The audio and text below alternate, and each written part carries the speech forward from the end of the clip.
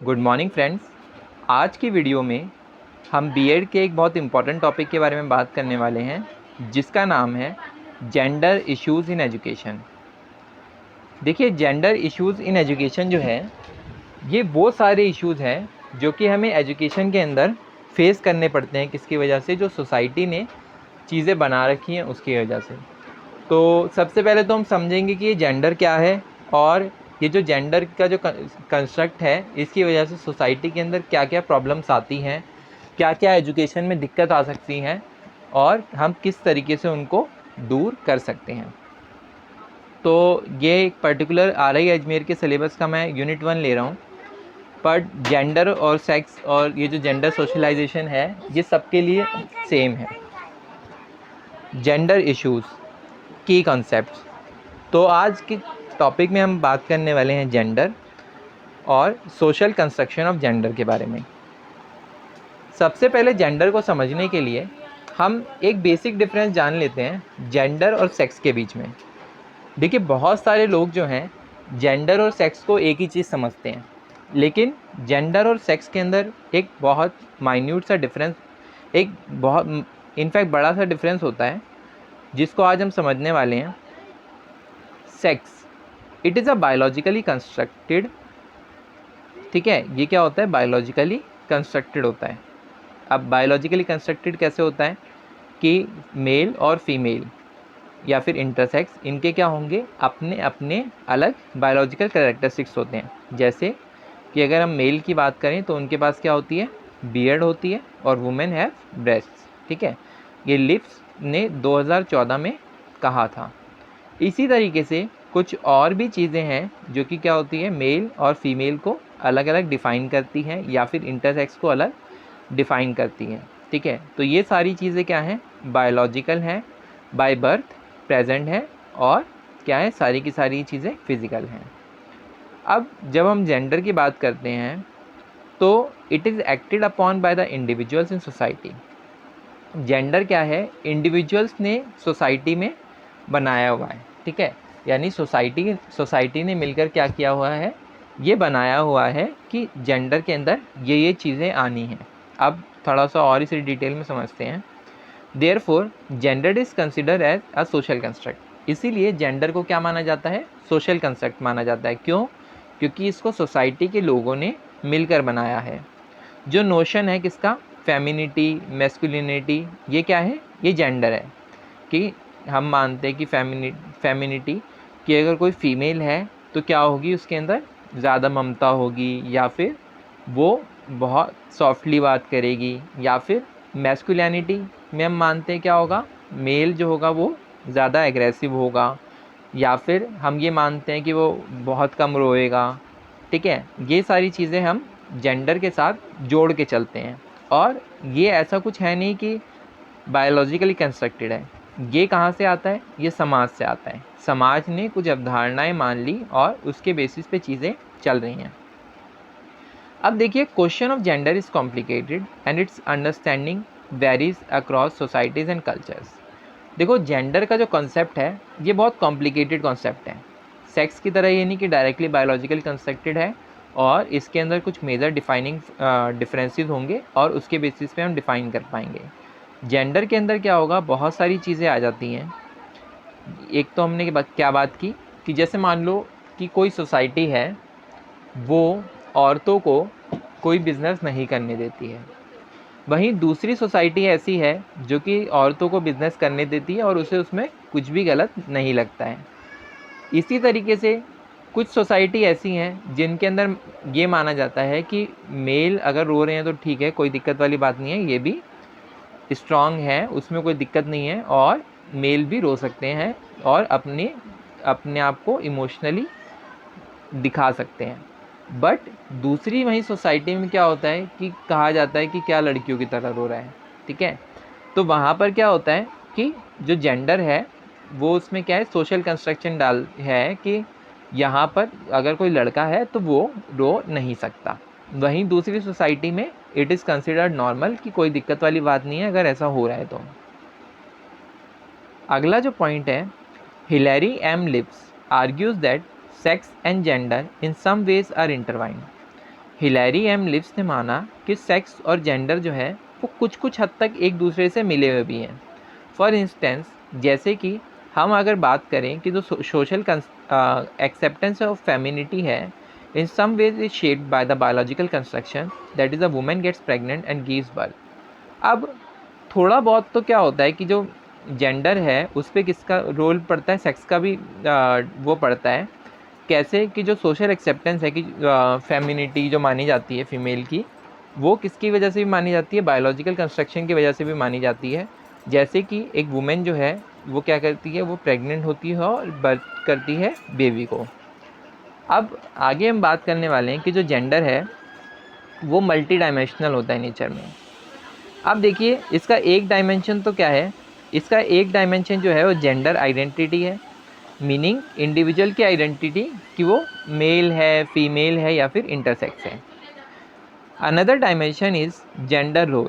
अगली जो डायमेंशन आती है वो जेंडर के रोल की आती है, जो कि सोसाइटी ने बना रखा है कि फ़ीमेल और मेल का क्या रोल होना चाहिए सोसाइटी के अंदर। ठीक है, फीमेल्स और मेल्स आर परफॉर्मिंग और acting in a certain manner which is socially और कल्चरली अप्रोप्रिएट। मतलब लड़के और लड़कियां उस बिहाफ पे वर्क करते हैं जो कि सोसाइटी ने उनके लिए एक्सेप्ट कर रखा है कि हाँ, लड़कों को इस तरीके से रहना चाहिए और लड़कियों को इस तरीके से रहना चाहिए। Third dimension is sexual orientation, attractions to members of one's own and or other genders.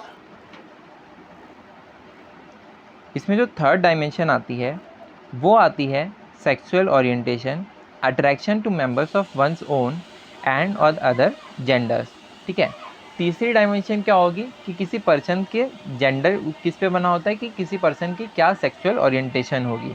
ठीक है, अदर जेंडर के लिए। ठीक है, जैसे कि या फिर अपने अपने अपने ही सेम जेंडर वाले के लिए once own and or other genders. ठीक है, कि हो सकता है कि कोई मेल मेल की तरफ अट्रैक्टेड हो सकता है कि कोई मेल फीमेल की तरफ अट्रैक्टेड हो, या फिर हो सकता है कोई फीमेल फीमेल की तरफ अट्रैक्टेड हो, या फिर हो सकता है कि कोई फीमेल मेल की तरफ अट्रैक्टेड हो, या फिर इस तरीके से इसके अंदर बहुत सारी वैरायटी होती है।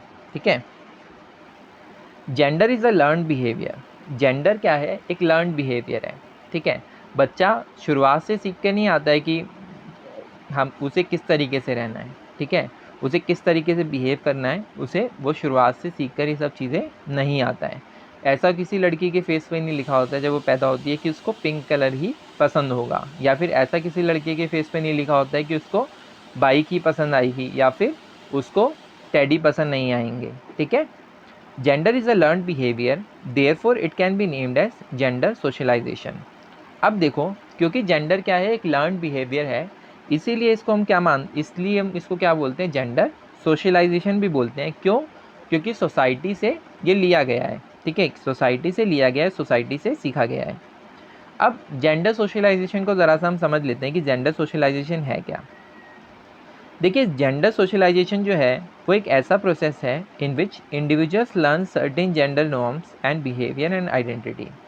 ये एक ऐसा प्रोसेस है जिसके अंदर क्या करते हैं, इंडिविजुअल कुछ सर्टेन जेंडर के नॉर्म्स सीख लेते हैं कि भाई ये चीज़ें अगर हम इस जेंडर के हैं तो हमें ये करनी पड़ेगी, इस तरीके से हमें बिहेव करना पड़ेगा, और ये हमारी आइडेंटिटी है।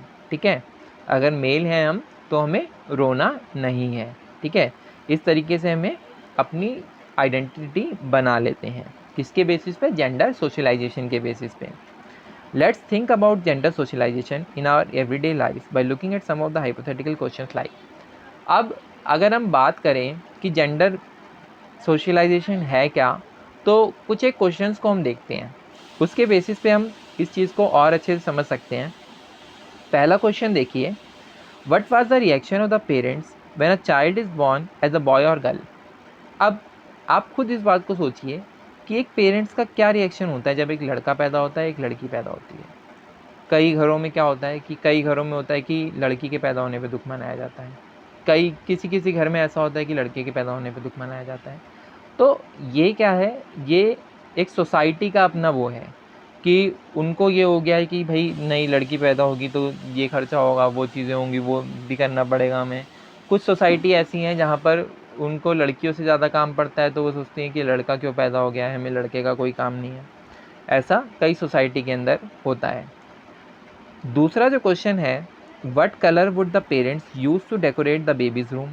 अब ये भी क्या है, सोशल कंस्ट्रक्ट बन गया है कि बेबी का रूम जब डेकोरेट किया जाता है, तो अगर लड़की का रूम होगा तो क्या होगा, जनरली पिंक कलर से डेकोरेट किया जाएगा, बारबी डॉल वगैरह बना दी जाएगी, टेडी बियर बना दिए जाएंगे। वहीं अगर किसी लड़के का रूम डेकोरेट किया जा रहा है तो क्या होगा, मार्वल अवेंजर वगैरह की फ़ोटो लगा दी, सुपरमैन की फ़ोटो लगा दी, ठीक है, ब्लू कलर, ब्लैक कलर, इन कलर्स को यूज़ कर लिया। तीसरा जो क्वेश्चन है, how to think about different names for a baby, boy or a girl. अब नाम जब हम सेलेक्ट करते हैं बच्चे का, तब भी ये रहता है कि ये लड़कियों वाले नाम हैं, ये लड़कों वाले नाम हैं, ठीक है। ये सब क्या है, अगर हम इन सभी क्वेश्चंस की बात करें तो ये सारे क्वेश्चंस क्या हैं, सोसाइटी के बनाए हुए हैं। How families and schools assign different natures of works for boys and girls. क्या होगा, अगर कोई डेस्क उठाने का काम होगा तो उसके लिए क्या होगा, लड़के को बुलाया जाएगा, ठीक है। अगर कोई पेंटिंग करने का काम होगा तो उसके लिए लड़कियों को बुलाया जाएगा। लेकिन ऐसा तो ज़रूरी नहीं है कि सारे के सारे लड़के ही डेस्क उठा पाएँ, हो सकता है कुछ कमज़ोर भी हों। और ऐसा भी कोई ज़रूरी नहीं है कि सारी की सारी लड़कियां ही अच्छी पेंटिंग बनाती हो सकता है कुछ लड़के अच्छी पेंटिंग बनाते हों। सबका अलग अलग एरिया ऑफ इंटरेस्ट होता है और सबकी अलग अलग स्ट्रेंथ हो सकती है, ठीक है। तो यहाँ पर जो है सोसाइटी अपनी कुछ कंस्ट्रक्ट बना लेती है और उसी के हिसाब से वर्क करने लगती है। अब जब सोसाइटी इस तरीके से वर्क करती है तो कहीं ना कहीं एक स्टीरियोटाइप क्रिएट करती है। लड़का है तो ये काम नहीं कर सकता, लड़की है तो ये काम नहीं कर सकती। इस तरीके की कुछ धारणाएं सोसाइटी अपने मन में बना लेती है। अगला क्वेश्चन अगर हम देखें, how the teachers will make two different lines for boys and girls in the school. कई बार क्या होता है कि लड़कों के लिए अलग लाइन बना दी जाती है, लड़कियों के लिए अलग लाइन बना दी जाती है, इस तरीके से भी चलता है, ठीक है। अब यहाँ पे डिफरेंसेस की हम अगर बात करें सेक्स और जेंडर के अंदर, वैसे तो हम मोटा मोटी डिफरेंस समझ चुके हैं, एक बार हम थोड़ा सा ब्रशअप इसको कर लेते हैं बस, कि refers to biological difference between male and female. Sex की अगर हम बात करें तो ये किसकी बात करता है, कि जो बायोलॉजिकल डिफरेंस है किसके बीच में, मेल और फीमेल के बीच में। The visible difference in genitalia, जैसे कि जो पेनिस और वेजाइना होता है, ठीक है, वो डिफरेंस हो गया, पेनिस इन मेल्स और वेजाइना इन फीमेल्स। और इसी तरीके से अगर हम बात करें कि जो क्रोमोसोम का नंबर है, तो 23 पेयर ऑफ क्रोमोसोम होते हैं, उनके अंदर से 22 पेयर ऑफ क्रोमोसोम तो क्या होते हैं, मेल और फीमेल के अंदर सेम रहते हैं। बट जो एक पेयर ऑफ क्रोमोसोम है वो क्या होता है, मेल के अंदर तो क्या होगा, एक्स वाई, और फीमेल के अंदर क्या होगा, वो भी एक्स एक्स ही रहता है, ठीक है।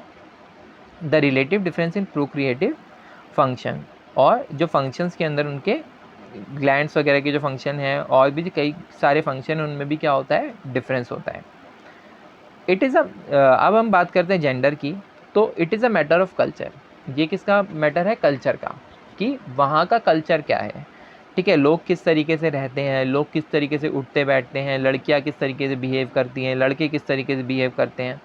It refers to the social construction into masculine and feminine, ठीक है। ये रेफर करता है किसको, सोशल क्लासिफिकेशन को, किसमें, मैस्कुलाइन और फेमिनाइन में, कि अगर कोई मेल है तो उसको मैस्कुलाइन रहना है और मैस्कुलाइन में ये चीज़ों से करनी है मैस्कुलाइन रहने के लिए। अगर कोई फीमेल है तो उसे फेमिनाइन बिहेव करना है, बिहेवियर शो करना है, और वो इस तरीके से शो करेगा। अब इसके अंदर क्या आता है, इट इंक्लूड्स सोशल रिलेशनशिप, किस तरीके से वो रिलेशनशिप में बात करेंगे, रहेंगे, ठीक है, ये सारी चीज़ें आएंगी। लेबर, कौन सा वो काम करेंगे, कौन सा काम नहीं करेंगे, उनको कितनी पावर दी जाएगी, कितना उनको बोलने का अधिकार होगा, कितना उनका कंट्रीब्यूशन होगा, कोई भी अगर फैसला लिया जाएगा तो उसमें। इमोशन एंड लैंग्वेज, वो रो सकते हैं, नहीं रो सकते, वो उनको सोसाइटी के सामने स्ट्रॉन्ग रहना है या नहीं रहना है, वो अपने जज्बात दूसरों के सामने शो कर सकते हैं, नहीं कर सकते, ये सारी चीज़ें। उनकी लैंग्वेज कैसी होनी चाहिए, वो ज़्यादा तेज़ बोल सकते हैं या नहीं बोल सकते, ये सारा कुछ किसके अंदर आ जाता है, जेंडर के अंदर आ जाता है। और ये जेंडर कौन बनाता है, सोसाइटी बनाती है। A code to understand gender, एक कोड ज़रा सा हम देख लेते हैं जेंडर को समझने के लिए। तो ये कोड अगर हम समझें तो क्या कहता है, not all women are poor, ठीक है, सारी की सारी जो वुमेन है वो पुअर नहीं होती, बिल्कुल सही बात है। And not all poor people are women, और सारे के सारे पुअर पीपल वुमेन नहीं होते हैं, ये भी बिल्कुल ठीक है। But all women have the potential to suffer from discrimination. लेकिन सभी लड़कियों के पास या फिर सभी औरतों के पास ये एक थ्रेट हमेशा बना रहता है कि वो डिस्क्रिमिनेशन को फेस कर सकती हैं। किस वजह से फेस कर सकती है? क्योंकि सोसाइटी ने उनके लिए एक चीज़ कंस्ट्रक्ट कर ली कि उनके साथ क्या होगा, भेदभाव हमें करना है। या फिर ये अगर मान लो कि किसी सोसाइटी ने देख लिया, ये कर लिया कि लड़कियों को कम अधिकार देने हैं, तो फिर वहाँ पर क्या है, उनके पास पोटेंशियल यहाँ पे क्या होगा, वो डिस्क्रिमिनेशन को सफ़र कर सकती हैं। तो इस वाले कोड से आपको समझ में भी आ गया होगा कि जेंडर क्या चीज़ है, और आपको ये भी समझ में आ गया होगा कि जेंडर के जो इश्यूज़ हैं जिनकी हम बात कर रहे थे, वो जेंडर के इश्यूज़ क्या आते हैं। कि जो सोशल कंस्ट्रक्ट हम बना लेते हैं, कई बार हम उससे बाहर नहीं निकलना चाहते, और जिसकी वजह से क्या होता है कि कई बार हम मेल या फीमेल या फिर जो सोसाइटी के मेंबर्स हैं उनका बहुत बड़ा नुकसान कर देते हैं। ठीक है। Gender is हिरार्कियल। जेंडर क्या होता है? हिरार्कियल होता है and produces inequalities that intersect with other social and economic inequalities. देखो, जेंडर क्या होता है? हिरार्कियल होता है। ये ऐसा नहीं है कि अभी हमने 2 सेकंड पहले कुछ कह दिया तो वो जेंडर हो गया। जेंडर क्या है? पीढ़ी दर पीढ़ी चलता आ रहा है। ठीक है। अगर हमने, हमारी पहले वाली पीढ़ी ने या उससे पहले वाली पीढ़ी ने या उससे भी पहले वाली पीढ़ी ने अगर ये चीज़ बना दी कि लड़के जो हैं वो रो नहीं सकते, ठीक है, तो आगे भी ये क्या होगा, बढ़ता चला जाएगा कि लड़के रो नहीं सकते। इसी तरीके से और भी धीरे धीरे कंस्ट्रक्ट बनाते जाते हैं। हो सकता है आज हम में से 2-4 लोग कह दें कि जो लड़के हैं उनको स्कर्ट नहीं पहननी है। ठीक है, तो वो क्या होगा, धीरे धीरे आगे वाली पीढ़ी में आगे पहुंचता जाएगा, और वो आगे वाली पीढ़ी को भी क्या ध्यान में रहेगा कि लड़के हैं तो स्कर्ट नहीं पहन सकते। इसी तरीके से बहुत सारी चीज़ें होती हैं एंड प्रोड्यूसेस इनइक्वालिटीज़। अब जब इस तरह की चीज़ें हो गई तो क्या होगा, इनइक्वालिटीज़ क्रिएट होंगी। ठीक है, that intersect with other social and economic inequalities, जो कि क्या करती हैं, अदर सोशल और इकोनॉमिक इनइक्वालिटीज़ बनाती हैं। जैसे अगर हम एग्जांपल के लिए लें तो कहा जाता है कि लड़कियों को जायदाद में हिस्सा नहीं मिलना चाहिए। अब इसमें क्या होगा कि भाई वो भी संतान है। ठीक है, जितने की आप उनकी संतान हो, अगर कोई लड़के की बात है तो लड़कियां भी उनकी उतनी ही संतान है अपने माता पिता की। तो अब उनके पास क्या हुआ कि इस तरीके की जब तुमने बात कह दी तो उनके पास क्या हुआ, इनइक्वालिटी हो गई, उनको उनका राइट नहीं मिल पाया। अब यहाँ पे कौन सी इनइक्वालिटी हुई, इकोनॉमिक इनइक्वालिटी हो गई। ठीक है, दूसरा सोशल इनइक्वालिटी भी यहाँ पे हो गई कि भाई उनका सामाजिक अधिकार भी ये था। अगर देखा जाए कि वो पेरेंट्स की संतान थे तो उनका भी ये सामाजिक अधिकार था, लेकिन वो उनसे छीन लिया गया। किसकी वजह से छीन लिया गया? कि जो जेंडर का कंस्ट्रक्ट हमने बना रखा है उसकी वजह से छीन लिया गया। अब जेंडर बेस्ड डिस्क्रिमिनेशन इंटरसेक्ट करता है किसके साथ, with other factors of discrimination. वही जो मैंने अभी बात की कि जेंडर बेस्ड डिस्क्रिमिनेशन जो है उससे केवल एक डिस्क्रिमिनेशन नहीं होता है, उससे बहुत सारे डिस्क्रिमिनेशंस नीचे होते चले जाते हैं। ठीक है, जैसे अभी हमने बात करी थी सोशल की, इकोनॉमिकल की, और भी बहुत सारे डिफरेंसेस हो सकते हैं, such as ethnicity, socio economic status, disability, age. ठीक है, ये सारे डिफरेंसेस भी यहाँ पर हो सकते हैं। अगला है gender inequality and discrimination faced by women and girls puts their health and wellbeing at risk. देखो, जेंडर इनइक्वालिटी और डिस्क्रिमिनेशन जो फेस किया जाता है वुमेन के द्वारा, वो क्या करता है, कई बार उनकी हेल्थ पर भी बुरा प्रभाव डालता है। ठीक है, और वो क्या होता है, कई बार उनको मेंटली भी परेशान कर देता है बहुत ज़्यादा। कई बार फिज़िकली उनका मूड लो हो जाता है। कई बार ये सारी चीज़ें उनको फेस करनी पड़ती है। कई बार सोशली वो कहीं उनका आँख मिलाने का मन नहीं करता किसी से, सामने वाले से। क्यों? क्योंकि उनका जो मेंटल लेवल है वो डिस्टर्ब कर दिया गया है। ठीक है, उनका जो फिज़िकल लेवल है वो डिस्टर्ब कर दिया गया है। तो ये सारी चीज़ें जेंडर की इनइक्वालिटी और डिस्क्रिमिनेशन की वजह से होती हैं। अब हेल्थ पे जो फ़र्क है उसकी हम थोड़ा सा और डिटेल में बात कर लेते हैं। देखिए, कई घरों में क्या माना जाता है कि अगर लड़के हैं तो उनको क्या किया जाए, पौष्टिक आहार दी जाए, और अगर लड़कियां हैं तो कोई दिक्कत नहीं है, लड़कियां तो ऐसी पल जाती हैं, उनको कुछ भी खिला पिला के बड़ा कर दिया जाए। ठीक है, सूखी रोटी खिला दी या फिर कुछ भी खिला दिया और उस तरीके से उनको बड़ा कर लिया जाए। अब ऑब्वियस सी बात है, इससे क्या होगा, उनकी हेल्थ पे प्रभाव पड़ेगा। दूसरा, जब उनको ध्यान से नहीं रखा जाएगा तो उनका मेंटल और इमोशनल लेवल बिगड़ेगा, वो सोसाइटी के साथ ढंग से एडजस्ट नहीं कर पाएंगे, तो पूरा का पूरा जो डेवलपमेंट का प्रोसेस है वो उनका क्या होगा, बिगड़ जाएगा। These barriers include restrictions on mobility. अब ये जो बैरियर्स सोसाइटी लगाती है जेंडर के नाम पे, वो कौन कौन से बैरियर्स हो सकते हैं? जैसे कि रिस्ट्रिक्शन लगा देगी मोबिलिटी पे, भाई ज़्यादा घूमना फिरना नहीं है आपको, अगर लड़की हो तो ज़्यादा घूमना फिरना नहीं है। Lack of access to decision making power, अगर लड़की हो आपको डिसीजन नहीं ले सकते आप अपने लिए।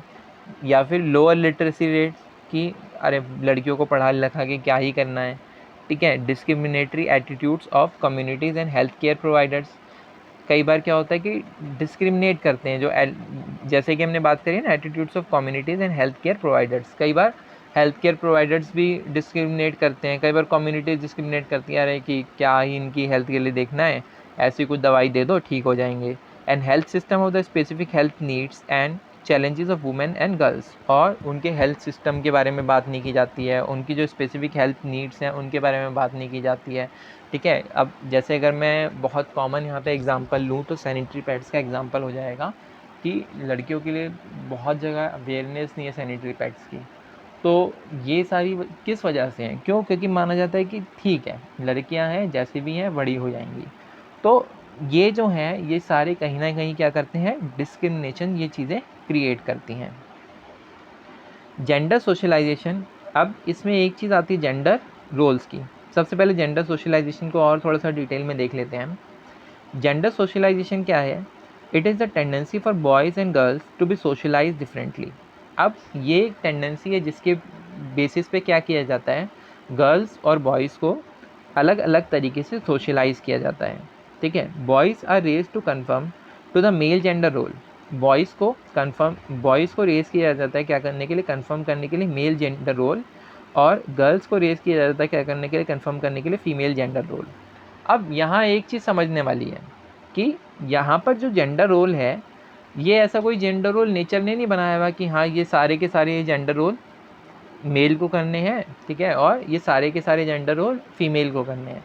ये ऐसा कोई नेचर में रूल नहीं है कि लड़कियों को ही सॉफ्टली बोलना है या फिर लड़कों को ही रोना नहीं है। ऐसा कोई भी रोल सोसाइटी में या नेचर में पहले से बना हुआ नहीं है। ये सोसाइटी क्या करती है, बाद में जाके कंस्ट्रक्ट करती है।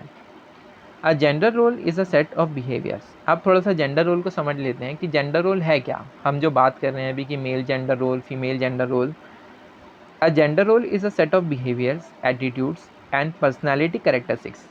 ये क्या है, ये एक सेट है किसका, बिहेवियर्स का, कि क्या बिहेवियर एक्सपेक्ट किया जाता है लड़कों से, क्या बिहेवियर एक्सपेक्ट किया जाता है लड़कियों से, और किस तरीके का एटीट्यूड लड़कों का होना चाहिए, किस तरीके का एटीट्यूड लड़कियों का होना चाहिए, और किस तरीके के उनके पर्सनैलिटी कैरेक्टरिस्टिक्स हैं, ठीक है।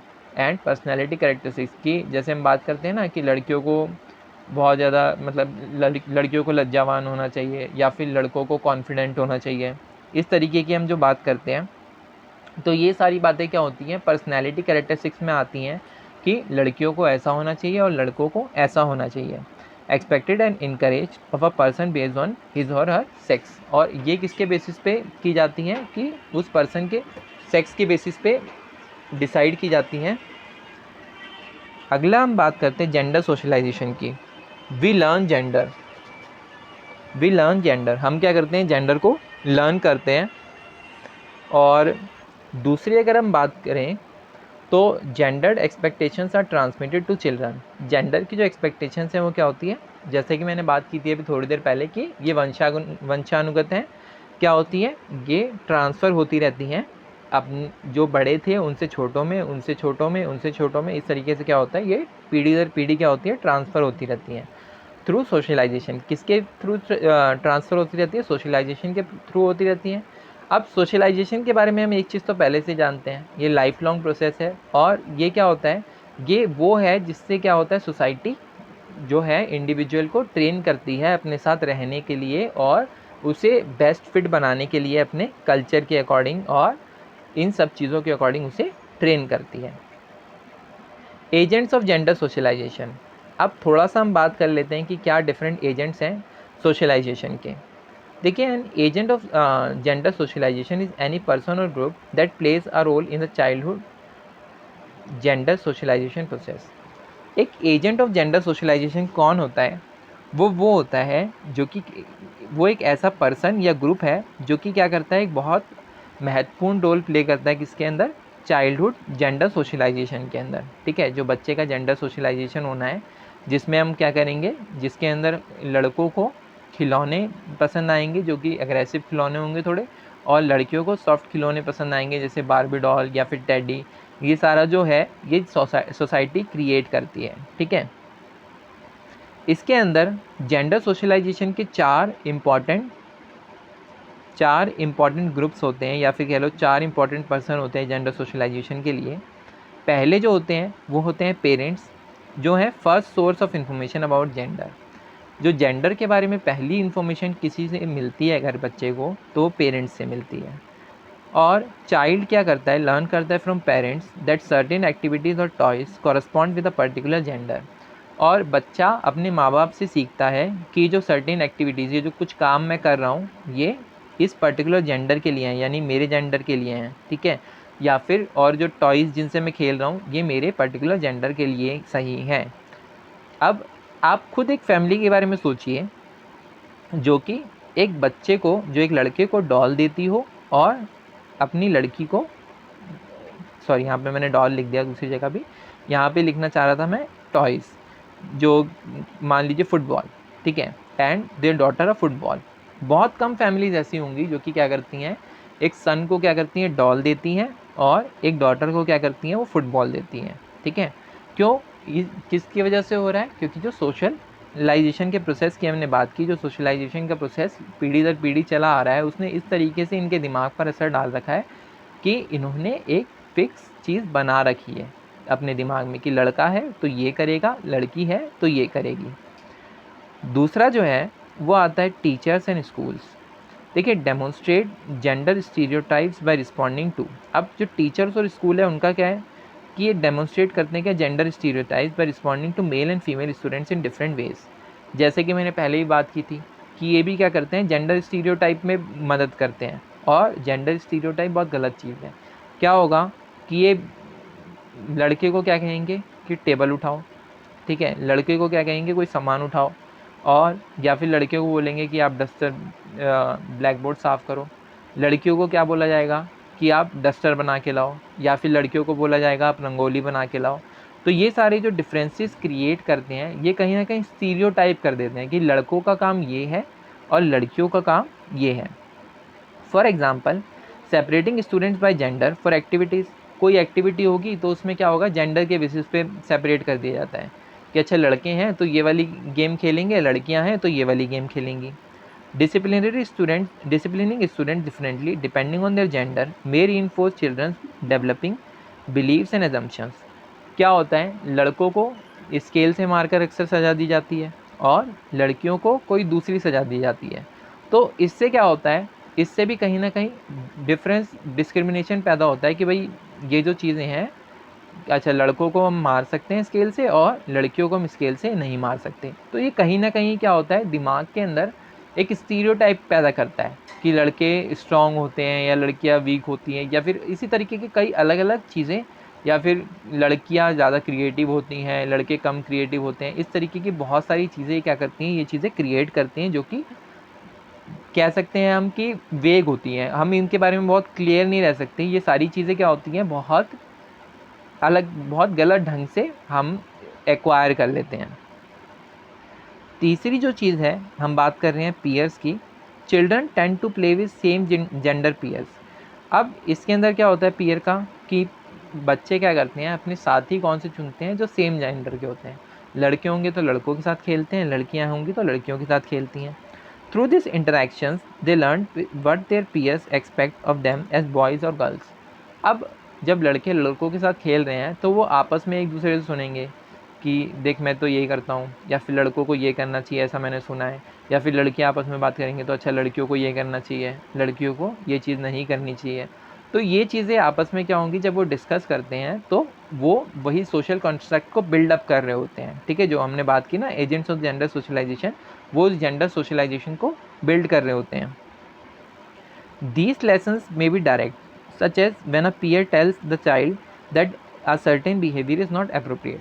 कई बार तो क्या होता है, डायरेक्टली होता है कि कई बार जो उसका साथी है वो डायरेक्टली उसको बोल देता है कि भाई देख, ये जो तू काम कर रहा है ये तेरे लिए अच्छा नहीं है, ठीक है, क्योंकि तू लड़का है तुझे ये काम नहीं करना चाहिए, या फिर तू लड़की है तुझे ये काम नहीं करना चाहिए। इस तरीके की जो चीज़ें हम बना देते हैं सोसाइटी में। चौथी जो चीज़ है media, including TV, books, internet, teach children about what it means to be a boy or a girl। अब सोसाइटी में जो हम बात कर रहे थे, सबसे इम्पॉर्टेंट रोल आज के टाइम में अगर हम देखें तो मीडिया का बहुत इम्पॉर्टेंट रोल है, ठीक है। ये क्या करती है, टीवी, बुक्स और इंटरनेट जो है, खासकर टीवी की अगर हम बात करें तो ये डिफ़ाइन करता है कि एक बॉय को ऐसा होना चाहिए या एक गर्ल को ऐसा होना चाहिए, ठीक है। उनके लिए वो एक मीनिंग सेट करता है, एक रोल सेट करता है कि अच्छा लड़कों को ऐसा रहना चाहिए, लड़कियों को ऐसा रहना चाहिए, लड़कों को ये क्रीम लगानी चाहिए, लड़कियों को ये क्रीम लगानी चाहिए, या लड़कियों को ये चीज़ यूज़ करनी चाहिए, लड़कों को ये चीज़ यूज़ करनी चाहिए। This can reinforce gender stereotypes. तो ये कई बार क्या करता है, जेंडर स्टीरियोटाइप्स पैदा कर देता है, ठीक है ना। एग्जाम्पल, मीडिया शोइंग एडवर्टाइजिंग अ पिंक कलर फ़ोन।